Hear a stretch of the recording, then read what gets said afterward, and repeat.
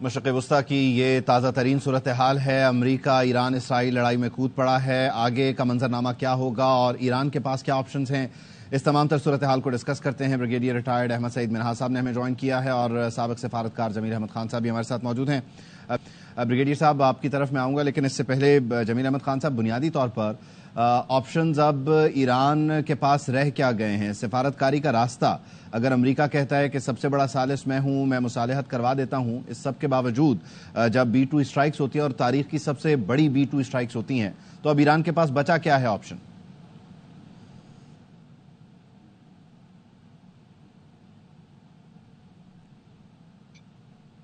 جمیل احمد خان صاحب، آپ مجھے سن پا رہے ہیں؟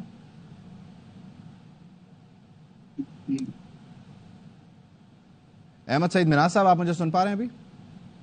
جی میں سن پا رہا ہوں۔ اچھا بتائیے گا، بنیادی طور پر یہ جو تاریخ کی سب سے بڑی B-2 اسٹرائک ہے، یہ کتنی خطرناک تھی اور امریکہ نے اس لڑائی کو شروع کر کے جو امن کا راستہ تھا یا مذاکرات کا راستہ تھا اس کو تو روک دیا۔ اب ملٹری آپشنز ایران کے پاس کیا موجود ہیں اور امریکہ کے پاس خاص طور پر گلف میں اپنے مفادات کے تحفظ کے لیے کیا آپشنز موجود ہیں؟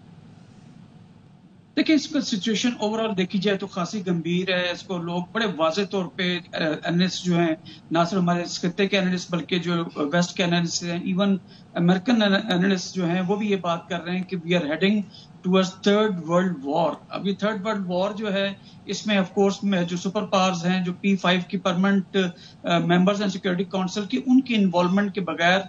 ورلڈ وار کی طرف تو نہیں جا سکیں گے، لیکن یہ ایسکلیٹ سچویشن کر سکتی ہے۔ اب جہاں تک اس بات کا تعلق ہے کہ ایران کے پاس کیا آپشنز ہیں، اس نے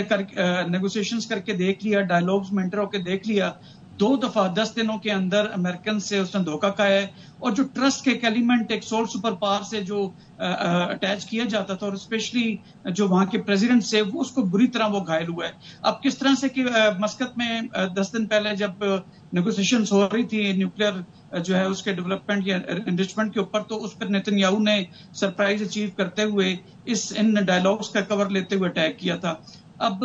دوسری دفعہ اب کل دیکھیں اور اسے 2 دن پہلے دیکھیں تو ٹرمپ کئی دفعہ کہہ چکے تھے 2 دنوں میں کہ 2 ہفتے کے بعد ہم کوشش کریں گے کہ ہم نے سوچنا ہے کہ ہم اس وار میں جائیں گے یا نہیں جائیں گے۔ تو لہٰذا وہ اس کو سامنے رکھتے ہوئے تھوڑی سی ڈی اسکلیشن والی انوائرمنٹ جو ہے وہ کریٹ ہوئی تھی، لیکن رات کو پھر سرپرائز اچیو ہو گیا۔ تو لہٰذا اس وقت جو ہے وہ ایران جو ہے دوبارہ ڈائیلاگ کے حساب سے میں نہیں سمجھتا کہ امریکن اسپانسرڈ یا امریکن انوالومنٹ کے ساتھ کرے گا۔ ہاں، وہ یہ ضرور ہے کہ اگر ڈائیلاگ کی آپشن کے اوپر جاتا ہے، جو میرا خیال ہے کہ شاید وہ بھی سوچ رہا ہوگا، کیونکہ ایران ایک سینکشن اسٹیٹ رہی ہے، اس کے پاس اتنے ریسورسز نہیں ہیں، لیکن پھر بھی ڈی اسکلیٹ کرنا ہی ایک عقل مندی کی نشانی ہوگی۔ تو گارنٹر کے طور پہ وہ رشیا، چائنا یا فور دیٹ میٹر اگر اس میں دیکھیں مڈل ایسٹ کے اندر تو سعودیہ، ٹرکی اور میں سمجھتا ہوں پاکستان کی بھی اتنی اسٹریٹجک ریلیونس ہے کہ ان کی گارنٹی ہوگی تو یہ لوگ ڈائیلاگ کریں گے on behalf of Iran. Otherwise Iran دوبارہ امریکہ پہ ٹرسٹ کرنے نہیں جا رہا ہے۔ جہاں تک امریکنز کا تعلق ہے،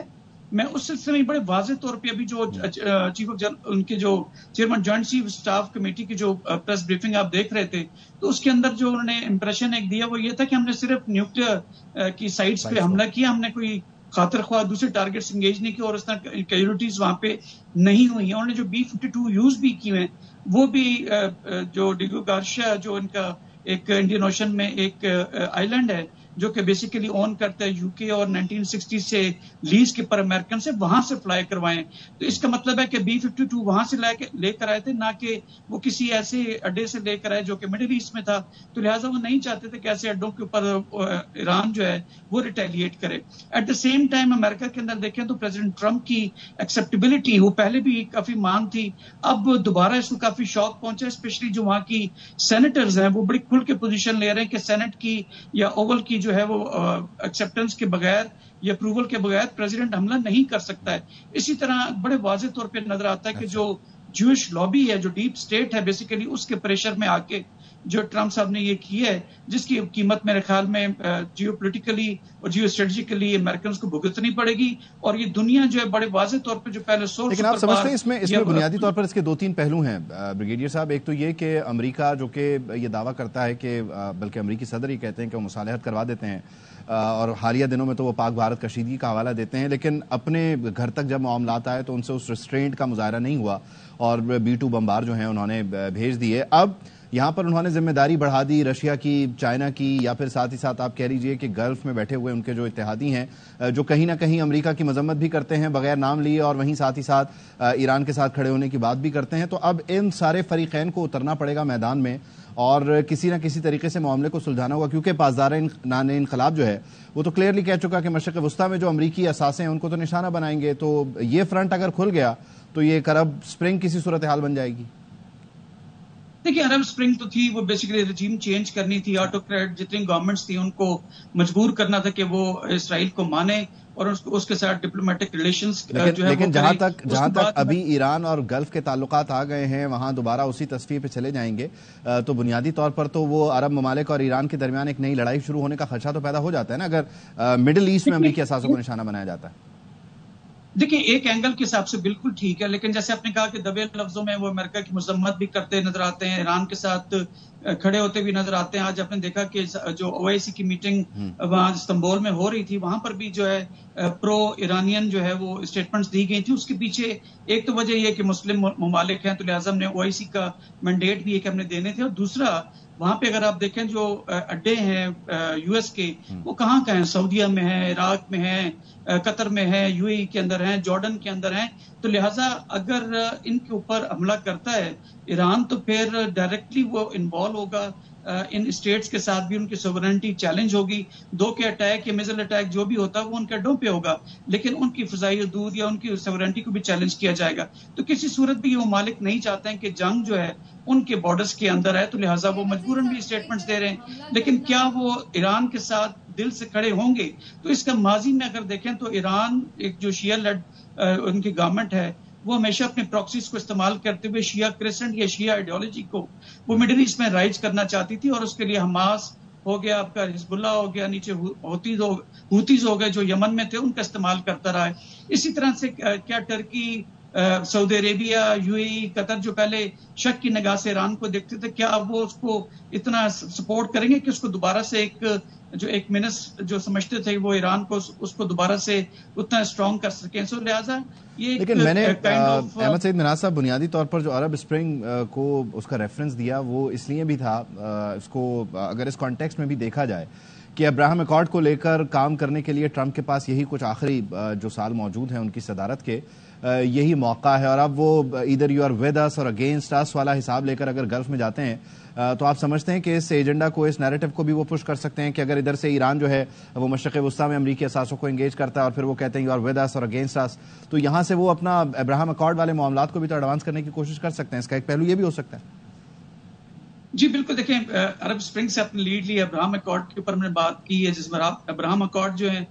وہ اس کی وجہ سے کافی سارے ممالک نے اسرائیل کے ساتھ اپنے سفارتی تعلقات کو بنایا تھا. بالکل ہو سکتا ہے اگر یہ جنگ پھیلتی ہے اور امریکن ورسز ریسٹ ہوتا ہے، یہ Americans versus rest of the یا Israel American versus rest of the جو ہمارے مشرق وسطیٰ کے ممالک ہیں، تو ان کو چوائس تو کرنی پڑے گی. تو یہاں پر پھر آ کے وہی ریئل پولیٹک والی بات آئے گی کہ لوگ اپنی جیو اسٹریٹجک اور جیو اکنامک انٹرسٹ کو دیکھیں گے، اور پرانی ہیورسٹکس جو ہیں ان کے پرانے شک و شبہات جو ایران کے ساتھ ایفیلیٹڈ رہے ہیں پچھلے 20-30 سالوں میں، جب سے وہاں پر جو ہے وہ عرب ریولیوشن، ایرانی ریولیوشن آیا تھا وہاں پہ، اور پہلوی صاحب کی جو رجیم تھا اس کو چینج کیا گیا تھا، تو یہ تمام ہیورسٹکس مجبور بھی کرتے ہیں کہ وہ ایران کے ساتھ اس طرح سے نہ کھڑے ہوں، کیونکہ وہ اپنی افیلیشن اسی ملک کے ساتھ جو ہے وہ افیلیٹ کریں گے جو ان کو سیکیورٹی پرووائڈ کر سکتا ہے. اگر آپ دیکھیں تو مشرق وسطیٰ کے ممالک کی جو فوجیں ہیں وہ اتنی تگڑی نہیں ہیں، اسی لیے وہ 57 ملکوں کی ایک فوج بھی بنائی گئی تھی، لیکن وہ بالکل بھی ڈورمنٹ رہی، وہ صرف سرمونیل ہی رہی اور اس طرح سے کردار بھی نہیں رہا ہے. تو لہٰذا اس وقت ایک ڈائلما کائنڈ آف سچویشن ہے، ایک پیراڈاکسل کائنڈ آف سچویشن ہے، نہ صرف عرب ممالک کے لیے بلکہ ایران اور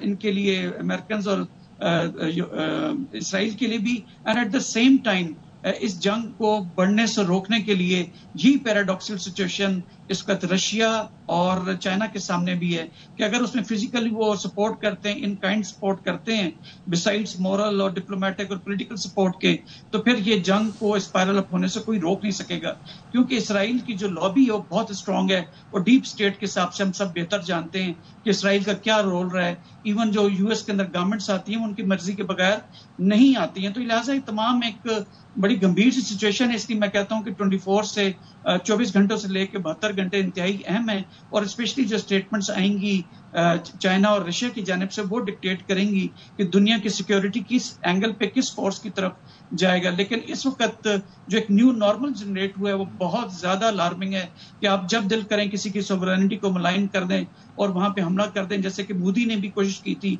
लेकिन उसको टिका के जवाब में इस्लामिक सिचुएशन है। बिल्कुल ठीक कह रहे हैं आप, लेकिन डायलॉग की तरफ ईरान जाता तो नजर नहीं आ रहा, और अब इस B2 स्ट्राइक के बाद क्या लाएमल हो सकता है ईरान का?